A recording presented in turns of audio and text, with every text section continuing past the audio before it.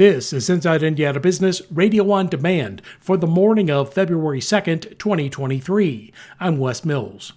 A Brown County couple has given Purdue University a $10 million gift to advance cancer research for both humans and pets. The funding from Evan and Sue Ann Worling will help with the establishment of the Comparative Oncology Research Center named in their honor.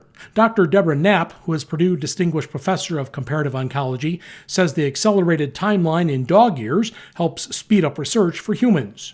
So you could study the physiologic period of a person between the age of 60 and 75 in dogs between the ages of, say, 7 and 9 or 10 and 12. So you can use the dog studies to see if your idea is showing promise. Use dog studies to pick the one you really want to take forward to humans and then spend 15 years on it. Knapp says her research focuses primarily on bladder cancer in canines, which share some similar traits as people. The center is part of the Purdue College of Veterinary Medicine and will partner with the Purdue Center for Cancer Research. Indiana hospitals, under fire from consumer groups and state lawmakers for their high prices, are fighting back. The Indiana Hospital Association says hospitals are still dealing with, quote, staggering financial strain from the pandemic.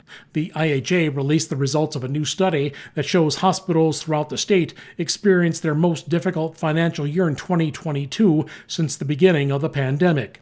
According to the report, Indiana hospitals lost a total of $72 million last year and saw their median operating margin fall to a negative 2%. A new quarterly report from the Wall Street Journal and Realtor.com shows Indiana has the top 3 communities designated as emerging housing markets in the U.S., and a 4th Hoosier community is among the top 20. The Emerging Housing Markets Index places Lafayette West Lafayette at number 1, followed by Fort Wayne at number 2 and Elkhart Goshen at number 3. South Bend, Mishawaka comes in at number 15. The index analyzes key housing market data as well as economic vitality and lifestyle metrics. From the number 1 source for Indiana business news, this is Inside Indiana Business Radio on Demand.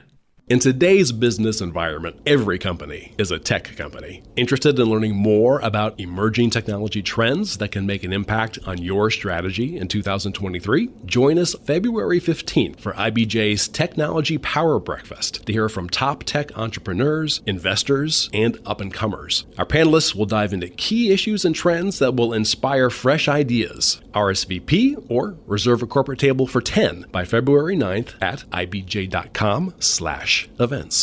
Has your company grown at a rapid pace over the last 2 years? Nominations are now being accepted for Fast 25, IBJ's exclusive list of fastest growing companies in Central Indiana. Honorees will be spotlighted in a special publication in the IBJ and celebrated at an event on May 9th. Check out the changes to this year's criteria to see if your company qualifies. Learn more and submit your nomination by March 1st at ibj.com/nominations.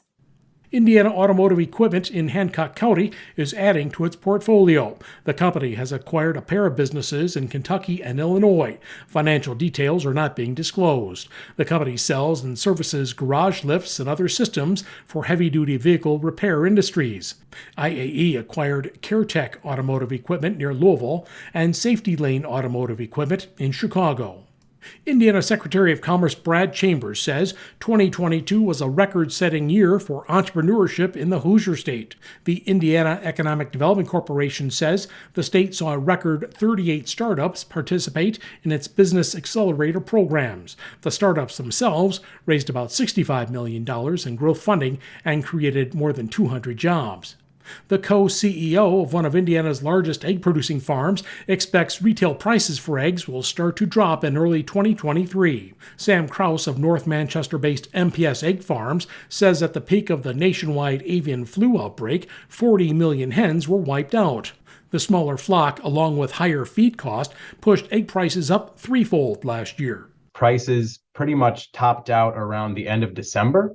And have been coming down relatively steadily since then. So if we look at wholesale markets for eggs, which tend to be a leading indicator of where eggs at the retail space are going, they have been coming down since the start of the year. So hopefully shoppers will start to see some relief at the shelf here in the next few weeks and certainly months.